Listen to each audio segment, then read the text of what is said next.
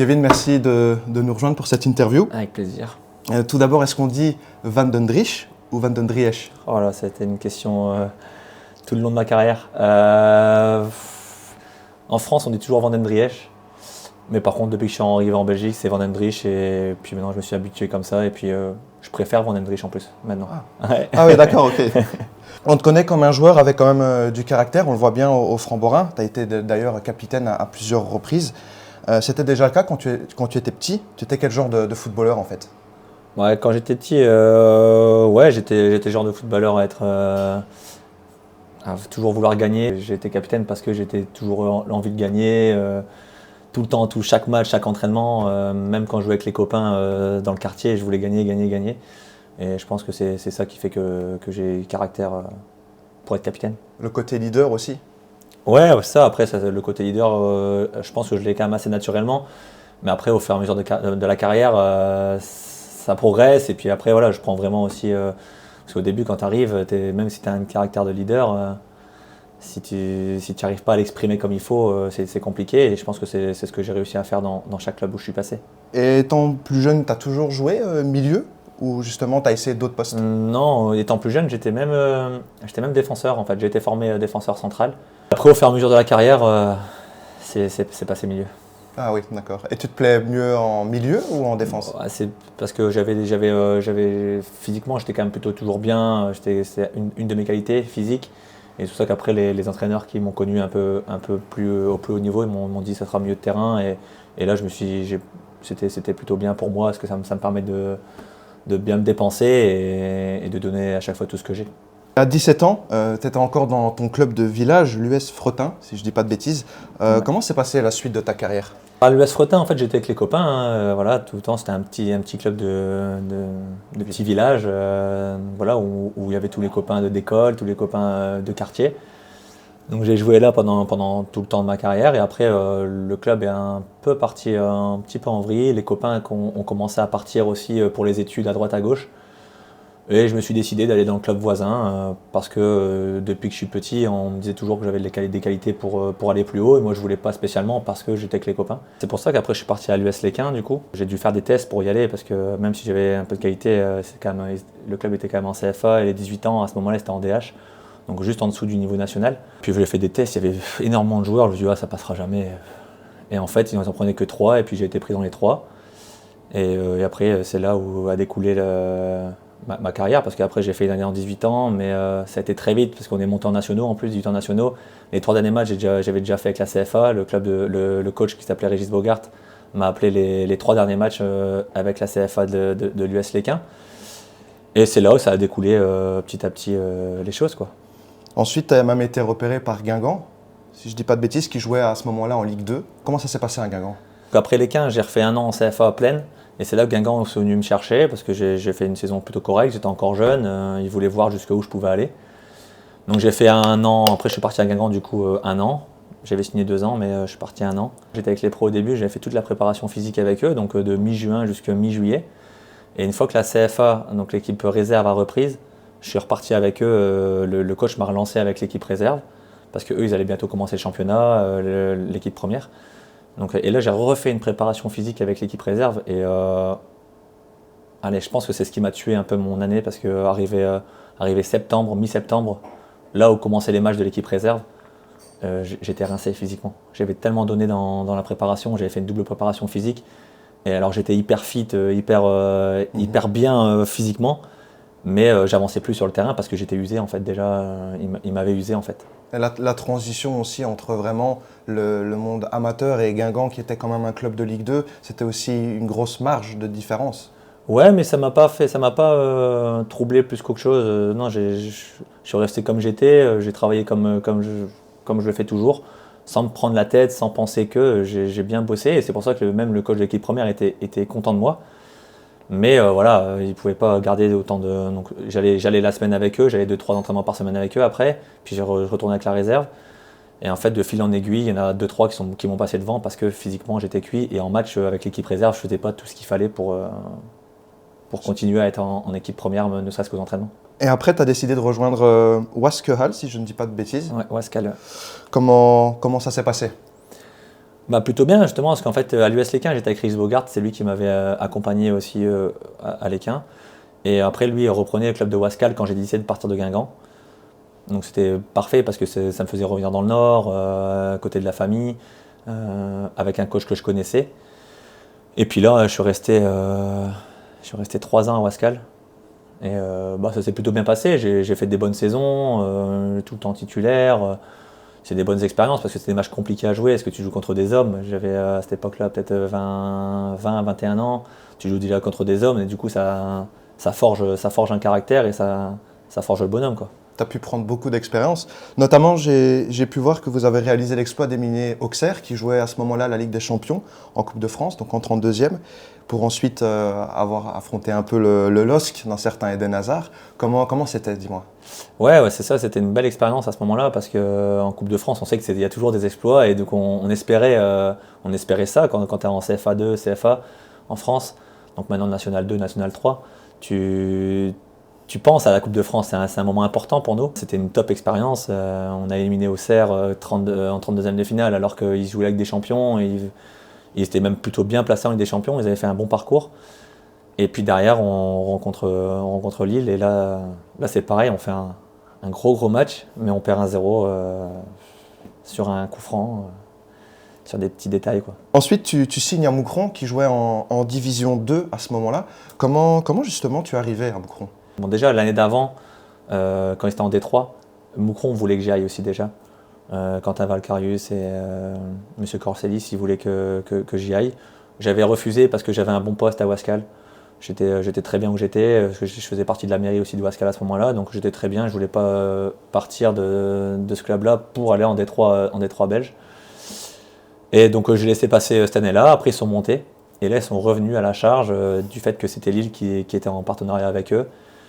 Et là, ils m'ont convaincu dans le sens où maintenant c'était pro. Et là j'ai pris l'initiative d'y aller. Même si j'étais très bien encore à Wascal, j'ai pris l'initiative d'y aller. Et puis là, bah, ça a très bien marché. Et d'un point de vue physique, je veux dire, vu que tu avais déjà connu un petit peu le monde pro avec Guingamp, comme tu l'avais expliqué lors de la préparation, est-ce que justement le fait d'aller à nouveau vers un club pro, tu as réussi à bien t'imposer physiquement, etc. Ça a été? Ou tu as dû à nouveau subir une petite transition qui n'a pas été simple? Non, ça a été très bien parce qu'en plus le championnat belge est quand même différent du championnat français. Je connaissais pas mal de joueurs, j'étais mieux dans la tête, j'avais pris de l'âge aussi, j'avais pris de l'expérience. Donc non, j'étais plutôt bien, plutôt prêt à aller et à essayer de lancer ma carrière à ce moment-là.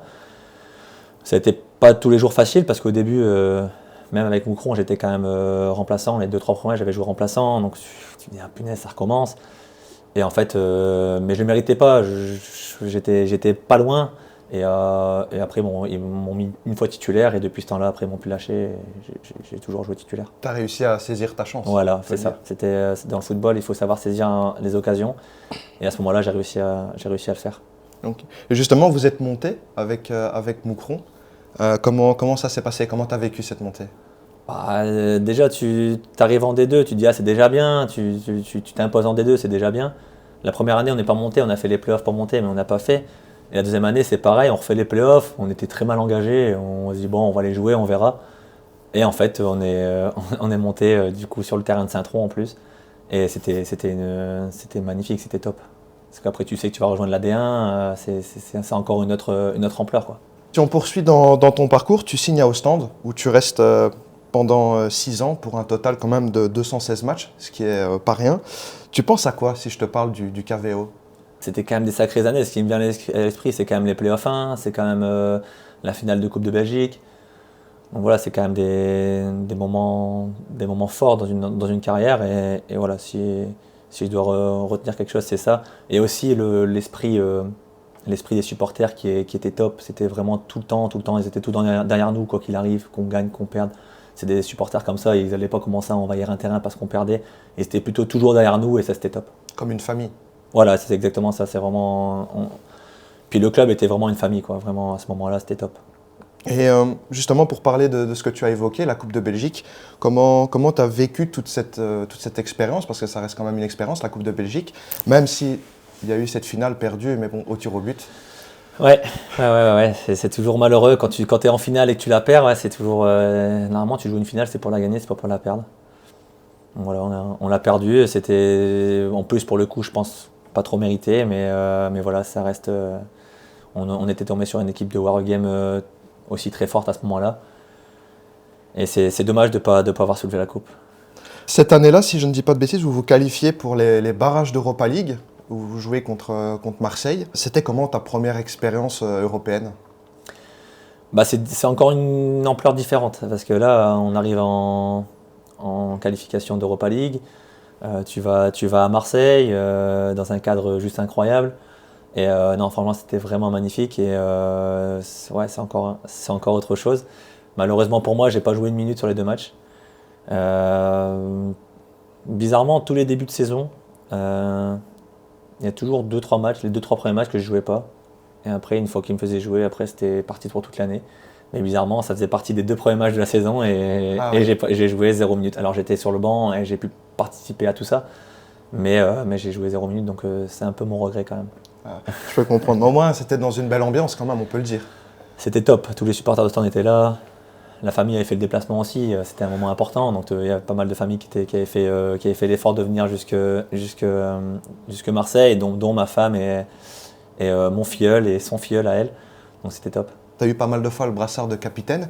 Est-ce que tu as ressenti une petite pression ou au final c'est un peu devenu une habitude vu que tu as eu toujours cette âme de leader depuis que tu es petit, comme tu m'as expliqué? Non, franchement, moi j'ai toujours dit, le brassard ça m'a jamais mis aucune pression parce que j'ai ce côté leader naturel. Donc c'est pas parce que j'avais un brassard que ça allait changer les choses ou que j'allais penser différemment. Que ce soit moi j'arrivais sur un terrain, brassard ou pas, c'est pour donner le maximum et essayer plus tu avances dans la carrière pour aussi aider l'équipe sur le plan mental, sur tous ces plans différents que le football même. Et c'est pour ça que c'est important aujourd'hui le brassard, c'est juste pour cet esprit-là, pour cette chose-là. Le fait d'avoir un brassard, c'est pas ça qui va faire que je vais me donner plus. Ça, c'est pas vrai parce que quoi qu'il arrive, quand tu es footballeur, tu te donnes le maximum à chaque fois. Revenons justement sur cette saison. Enfin, toujours parlons d'Ostende aussi. Tu te souviens un peu de l'ovation que tu avais eue lors du déplacement des Framborains à Ostende lorsque tu es sorti? Est-ce que tu peux m'en parler un peu? Comment tu as vécu ça, le retour un peu au bercail? Ouais, voilà, c'est ça. Bah, après, j'étais parti aussi 2 ans à Courtrai entre deux, donc j'avais eu aussi cette chose-là qu'on avait joué contre Ostende. Mais ouais, effectivement, tous les ans, quand tu vas là-bas, quand tu vas jouer à Ostende et qu'ils ne t'oublient pas après 3 ou 4 ans, 5 ans, bah, ça fait toujours plaisir. Tu sens que tu as marqué quand même le club et ça, c'est hyper bien. C'est une forme de reconnaissance. Ouais, voilà, c'est ça. Et puis quand je vois encore les messages que je reçois de certains supporters qui me suivent toujours, c'est quand même hyper agréable et c'est top. Une fois que tu es parti d'Ostende, comme tu le disais, tu t'es engagé avec Courtrai pendant 2 ans. Tu retiens quoi de ce passage? On a eu un coach incroyable, on avait une équipe vraiment bien soudée, top, on avait fait un bon début de saison. Donc j'ai fait une belle saison la première saison et après j'ai décidé de me faire opérer en fin de première saison parce que j'avais un gros problème au pied au niveau de l'os. Et donc je me suis fait opérer et après du coup je suis revenu quand l'année d'après, j'ai raté la préparation, je suis revenu un peu genre mi-septembre, un truc comme ça, mi-août, mi-septembre. Et du coup j'ai raté un petit peu le début de saison, je suis revenu mais encore une fois pas hyper fit parce que je suis revenu encore trop vite. Et donc la deuxième saison, j'ai quand même joué pas mal de matchs, mais différentes. Elles étaient complètement différentes. Et après, il y a le coach allemand qui est arrivé. Et là, comme j'avais fait une petite rechute par rapport à l'opération, il m'a dit qu'il comptait plus trop sur moi. Et donc c'est pour ça que ça s'est pas très bien fini à Courtrai. Mais voilà, j'en veux encore une fois à personne. Ça fait partie du foot, ça fait partie d'une histoire, du sport. Ouais, ça fait partie de ça, quoi, donc, En 2023, tu t'engages avec les Framborains. Tu es une des premières recrues à ce moment-là. Et le club compte beaucoup sur toi. Tu arrives dans quel état d'esprit? Bah, j'arrive dans un état d'esprit top parce que je me dis, ouais, c'est bien, un club qui me refait confiance malgré la fin de saison que j'avais passée à Courtrai. J'avais qu'une envie, c'est de recommencer et de me remettre sur un terrain et de rejouer au football. Parce qu'à Courtrai, à la fin, je faisais que de l'entraînement et puis c'était plus, voilà, j'avais plus cette sensation de match, cette sensation cette adrénaline que j'ai toujours aimée. Donc voilà, j'étais content et puis je suis arrivé et 2 jours après, j'ai eu une hernie discale. Donc ça a été encore un moment compliqué. Je me suis dit, punaise, encore une fois, je savais pas si j'allais revenir de ça d'ailleurs. Puis au final, encore une fois, j'ai réussi à revenir puis là, je commence à revenir plutôt bien, donc c'est cool. Revenir fort. Ouais, ouais, ouais. Et justement, pour parler de ta blessure, ta blessure et ton retour, comment tu as vécu ce moment-là? Parce que ce n'est pas des moments évidents, justement, vu que tu avais déjà été écarté des terrains à Courtrai à cause de ça. Comment tu as vécu cette blessure et ce retour? Bah ouais, c'est vrai que c'est toujours compliqué de te reblesser après une première opération à la cheville. Tu arrives, tu es plein d'envie, plein d'ambition. À ce moment-là, le coach comptait beaucoup sur moi aussi. Et là, tu déçois un peu tout le monde. Tu déçois le club, tu déçois le coach parce que tu te dis, oh punaise, t'arrives, tu te blesses au bout de 2 jours. L'état d'esprit était vraiment pas terrible. Et je sais que c'était quand même une blessure longue et une blessure assez grave parce qu'une hernie discale, c'est pas toujours évident de revenir de ça à 100%. Donc voilà, après j'ai travaillé, j'ai essayé de revenir et puis au final je suis revenu quand même assez rapidement. Après mon retour, j'étais plein d'envie et puis là ça se voit sur le terrain et je prends encore beaucoup de plaisir donc c'est bien. Et mentalement, ça n'a pas été trop dur, cette blessure? Tu t'es pas dit, c'est peut-être la fin de ma carrière ou quelque chose comme ça? Si, au début je me suis posé ces questions-là, je me disais bon, allez, je me fais opérer et puis on essaye, on voit, de toute façon on n'a pas le choix, on a signé 1 an. Si tout va bien, dans 3-4 mois tu es heureux sur le terrain, mais en tout cas il faut tout faire pour réussir, pour revenir sur le terrain. C'est ce que je me suis dit et puis j'ai réussi, donc ouais, au final c'était top, mais au début c'est vrai qu'effectivement j'ai eu des doutes. C'est un peu un combat que tu as gagné en fait au final, un double combat vu ce maintien. Ouais, voilà, c'est ça, parce qu'en plus, à ce moment-là, l'équipe, en plus, au début d'année, tournait pas trop mal. Et après, ça a commencé à aller dans le mauvais sens. Et après, c'était défaite. Et tu arrives dans un contexte un peu différent, mais voilà, on s'en est sorti et on est bien content aujourd'hui. Et concernant la saison, d'un point de vue global, qu'est-ce que tu en as pensé? Au début, très bien. Même quand j'étais opéré, je voyais l'équipe jouer. Je me dis, ouais, c'est cool, on va passer une bonne saison, je pense, ça va le faire. Voilà, ça va le faire, on va se maintenir. Parce que vu comment on jouait au début, mais après, voilà, on sait que dans le football, il faut de la régularité. Et en fait, c'est ce qui nous a manqué, beaucoup de régularité. Et après, on a chuté. Il n'y a personne qui a réussi à se remettre dans le droit chemin. Ça a été dur pendant un petit moment. Et là, j'ai eu des gros doutes. Je me dis, oh putain, ça va être compliqué. Et après, voilà, il y a eu tous ces changements qui ont fait que peut-être que ça a fait une alerte un peu à tout le monde. Et le coach a recadré pas mal de choses quand il est arrivé. La direction l'a aussi suivi dans le bon sens parce qu'il savait la direction que s'ils n'allaient pas dans le même sens, ça allait être compliqué. Et donc voilà, tout le monde a réussi à se regrouper, nous les joueurs aussi. Et ce qui a fait qu'on a réussi à faire vraiment ce qu'on devait sur le terrain et tout mettre en œuvre pour se sauver, et c'est ce qu'on a réussi. On t'a vu évoluer justement en défense cette saison. Tu peux me parler un peu de ce rôle que tu as confié à l'entraîneur? C'était après un match amical qu'on est passé un peu au travers fin décembre. Et là, le coach m'appelle dans la foulée, après le match, il me dit écoute, j'ai bien réfléchi, je pense que tu peux nous apporter beaucoup en défense centrale pour la sérénité de l'équipe, pour la relance, pour vraiment être très, très, très tranquille. Je pense que tu peux nous aider beaucoup à ce poste-là. Qu'est-ce que tu en penses? Et moi, j'ai tout de suite sauté sur l'occasion en pensant que oui, c'était bien, je pense, pour moi, pour l'équipe. Parce qu'en plus, j'avais été formé là. C'est pas comme si je connaissais pas le boulot. Je sais quoi faire en défense centrale. Et donc voilà, après, on s'est mis d'accord là-dessus. Et puis voilà, ça a plutôt bien marché. On avait aussi changé de système depuis l'arrivée du coach. Donc voilà, c'était tout ça fait que j'étais bien. Et puis après, l'équipe a commencé à bien tourner aussi. Tu as pu apporter une certaine sérénité aussi dans la défense et aussi ton expérience. Ouais, c'est ça, sérénité, expérience, voilà, mettre en confiance les personnes, c'est ce que je parlais tout à l'heure aussi. Tu arrives à un moment donné de ta carrière où tu dois faire attention aux autres.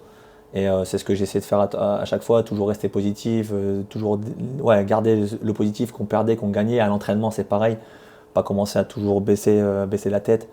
Et voilà, c'est ce qui a fait, je pense, la différence et tout le monde a intégré ça. Tout le monde a tiré dans le même sens. Voilà, c'est ça. Quel est ton rôle plus globalement dans le groupe des Framborains? Je pense que j'ai un rôle de leader, d'expérience, comme Clément peut l'avoir aussi. Et je pense que même si Clément notamment joue moins aujourd'hui, je pense qu'il y a aussi ce rôle-là. Et les joueurs, ce qui est bien, c'est qu'ils ont aussi beaucoup de respect par rapport à ça.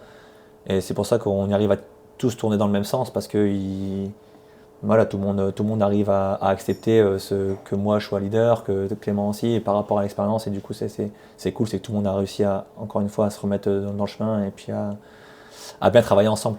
Et pour la suite, qu'est-ce que tu comptes faire maintenant? Je pense que ça va être mon dernier match pro en Belgique.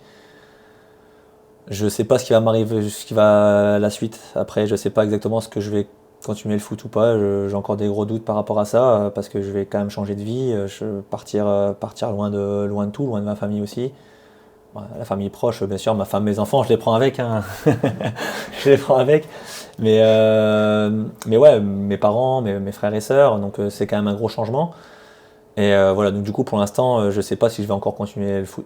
J'espère continuer le foot, mais à quel niveau, je ne sais pas. Donc c'est pour ça qu'aujourd'hui, je pense que ça va être mon dernier match. Déjà en Belgique, c'est sûr. En Belgique pro, c'est sûr. Et en France, on verra ce qui va arriver les semaines ou les mois à venir. T'as pas encore de projet bien précis, je veux dire. Non, j'ai pas encore de projet bien précis, dans le sens où je connais pas encore bien la région là-bas. Je connais pas ce qui pourrait être bien ou pas pour moi au niveau du foot. Donc voilà, je laisse un peu le temps passer. Il y a mon agent qui est sur le coup aussi. J'ai quelques connaissances aussi qui peuvent, je pense, m'aider. Donc voilà, les semaines à venir vont déterminer, je pense, mon avenir.